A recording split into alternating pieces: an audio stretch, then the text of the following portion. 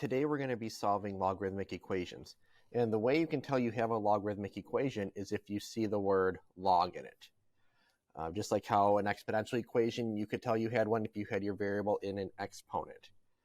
So what we have here,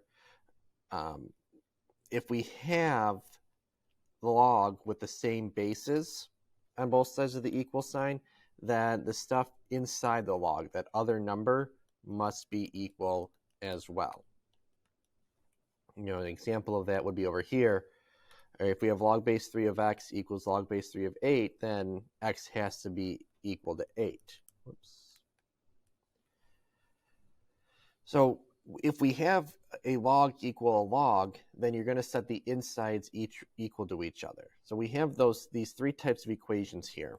The first one is we have a log on both sides, and you must have the same base.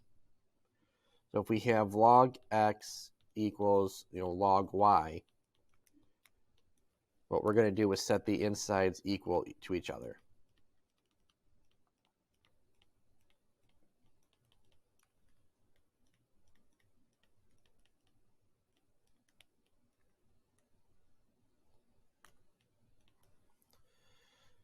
That's probably the easiest type of logarithmic equation to solve, is if you have the same bases on both sides, then you just set them equal to each other. Next type is if you have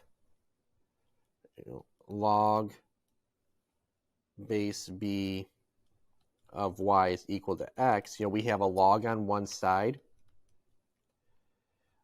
equals something else on the other. We're going to change to exponential.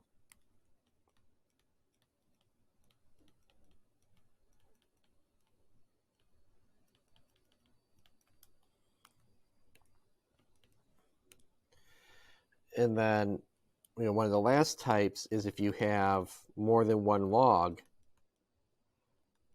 on one side. We can use our properties of logs to make it easier.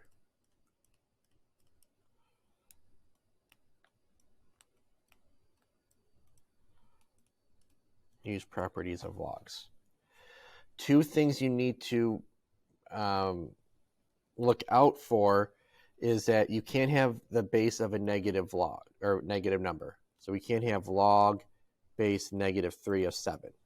So let's say you plug in your values back in and you get a base that's negative. That's an extraneous solution. We also can't take the log of a negative number. So that would also give us an extraneous solution. So we do need to check our solutions.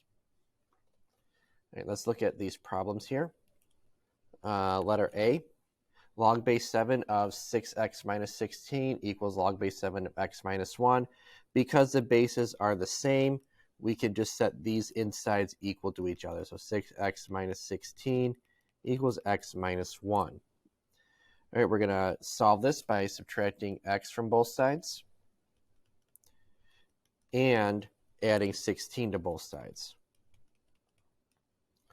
So that is going to give us 5x equals 15. And when we divide both sides by 5, x is equal to 3. You can plug that back in to make sure you get the same thing on both sides.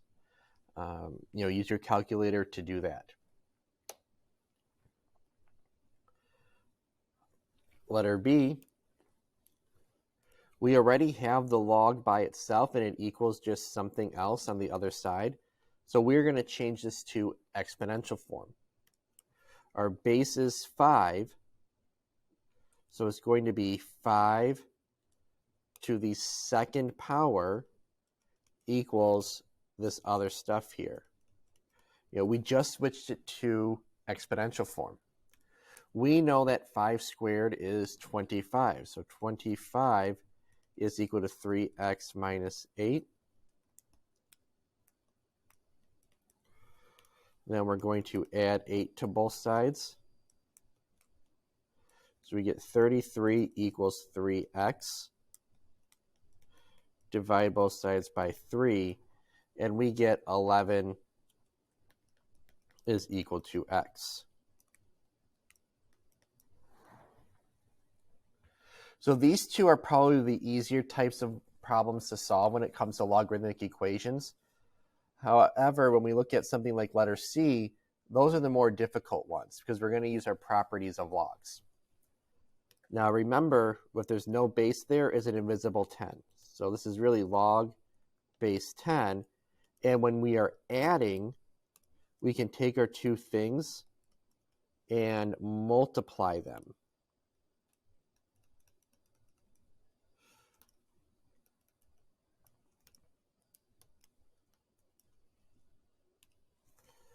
All right, then we can distribute this. So this is going to be log base 10 of 5x squared minus 5x equals 2.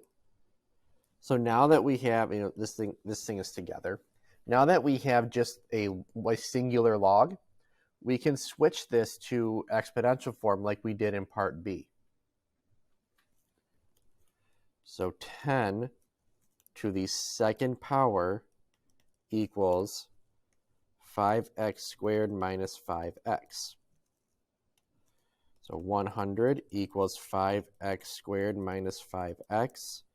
We're going to subtract 100 from both sides and get 0 equals 5x squared minus 5x minus 100. Now you could factor that right now, but it would be much more efficient to divide everything by 5.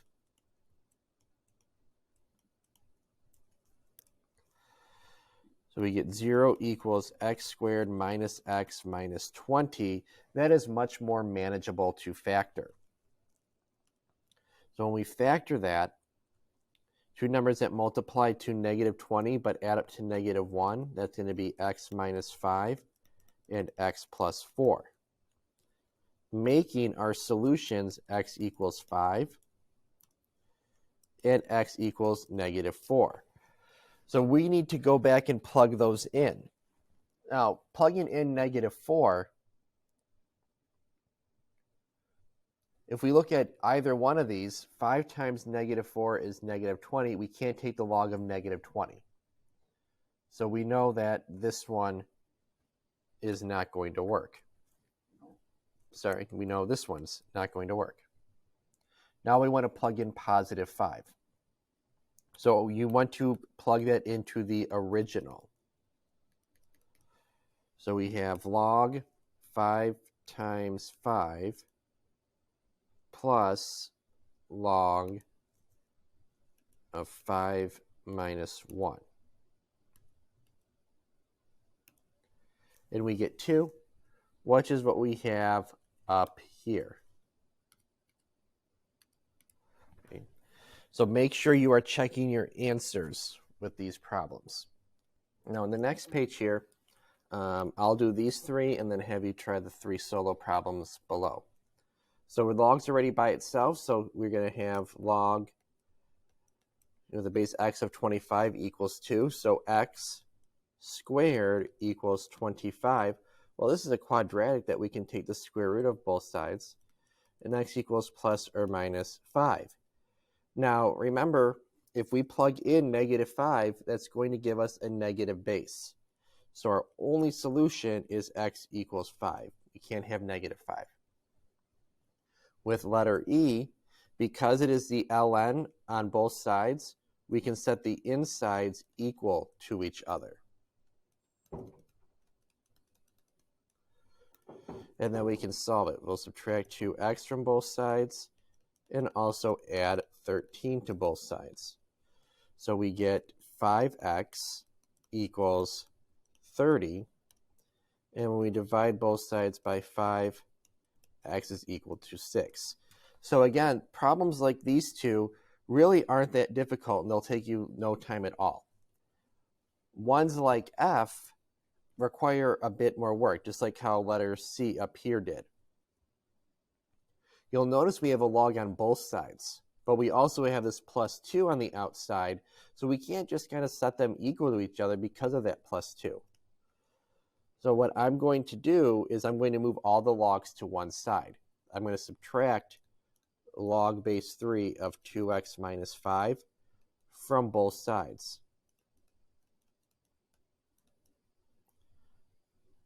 So these go away.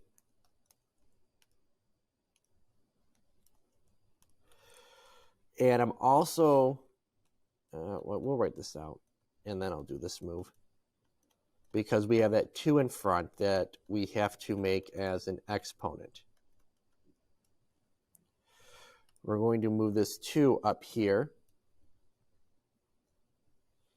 So now we're going to have log base 3 of x squared minus log base 3 of 2x minus 5 equals 2. Now we want to write this as 1 log. Remember, the subtraction sign means we're going to divide our other numbers, or the stuff that we're taking the log of.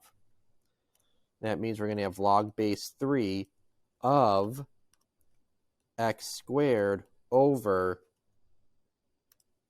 2x minus 5, and that still equals 2.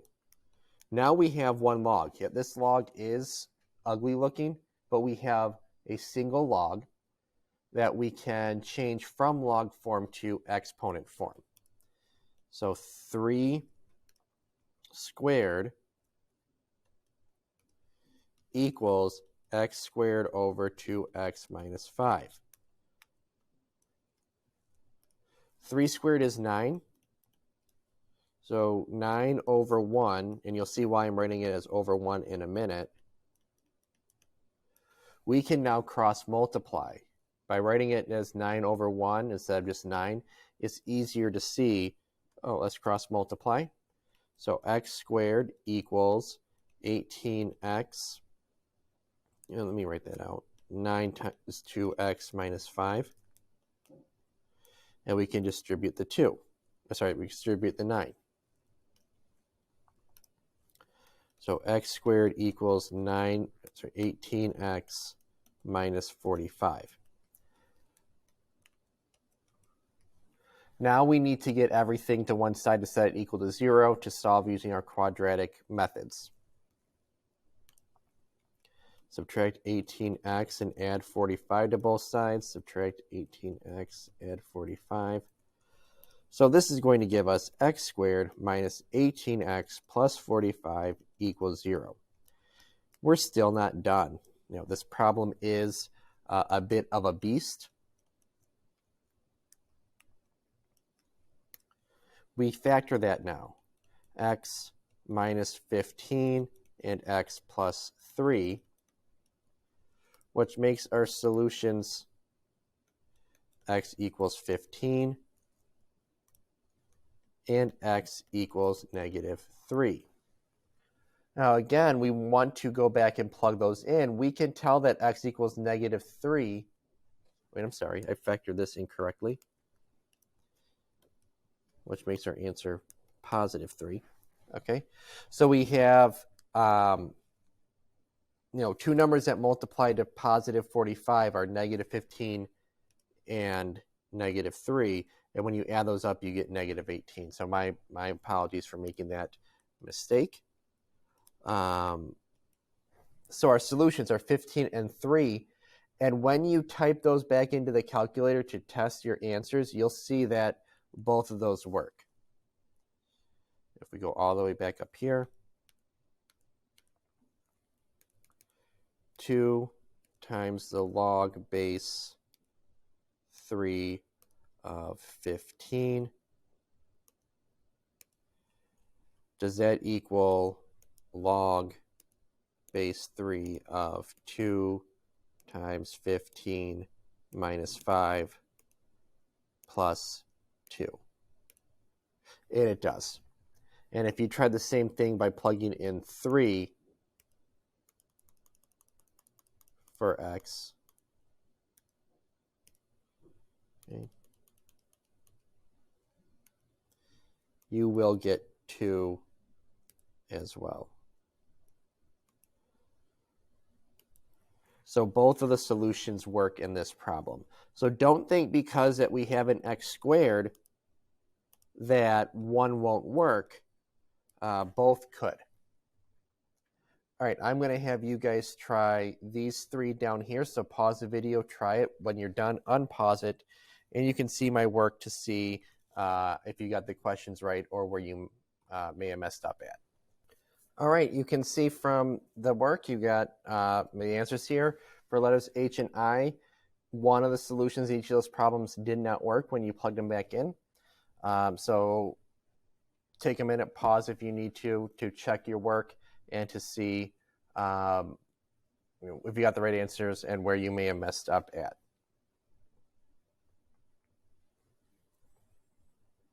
Now on the last page here,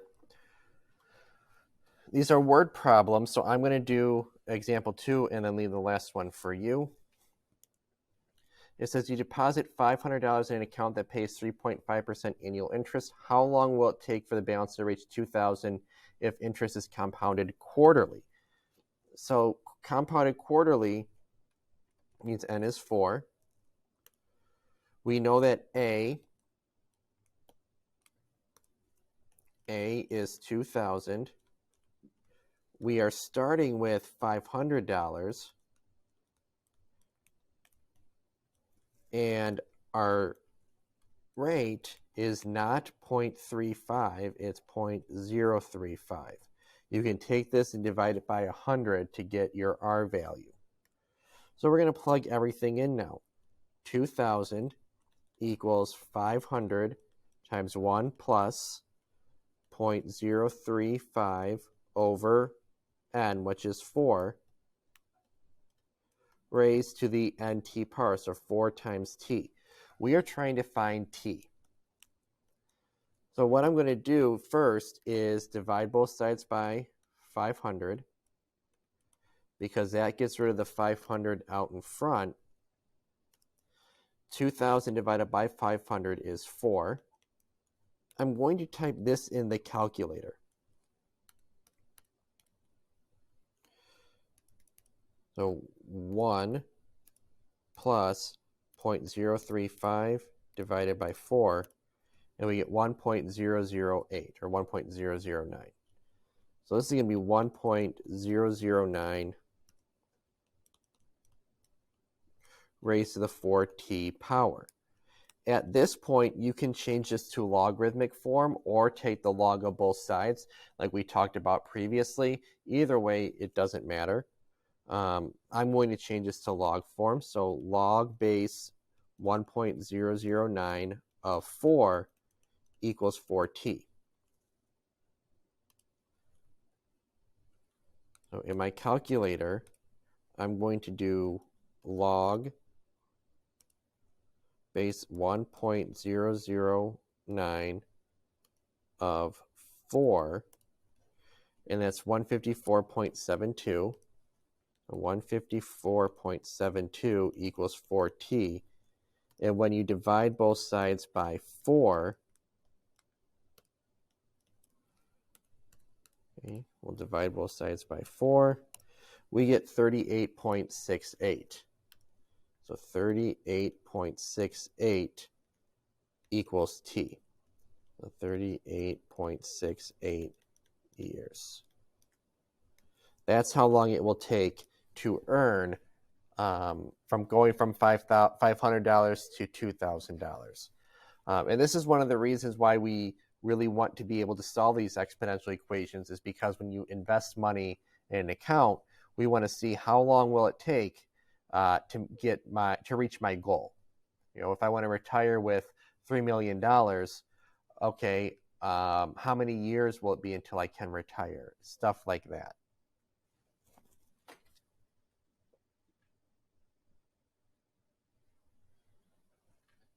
I'll do this one just because I want to show you a way that you can kind of do a shortcut with this Pert one. Because it's compounded continuously, you're going to use this Pert formula. So P is 250. That's how much we start with. R is 0.04. That's our rate as a decimal. And A is $3,000. That's what we want. So we're going to say 3,000 equals 250. Whoops. times e raised to the 0.04 t power. Divide both sides by 250.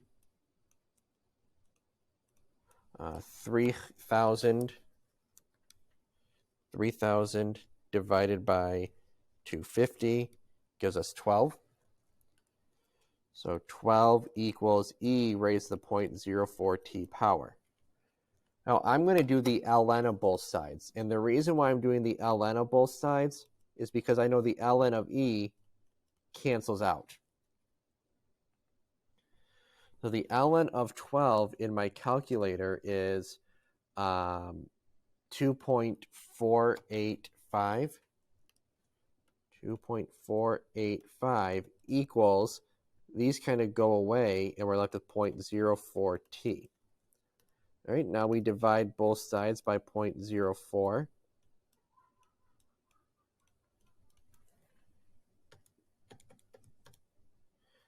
And we get 62.12 equals t, which means 62.12 years. Now, you could have switched that from exponent to log form, and you would have done the same thing.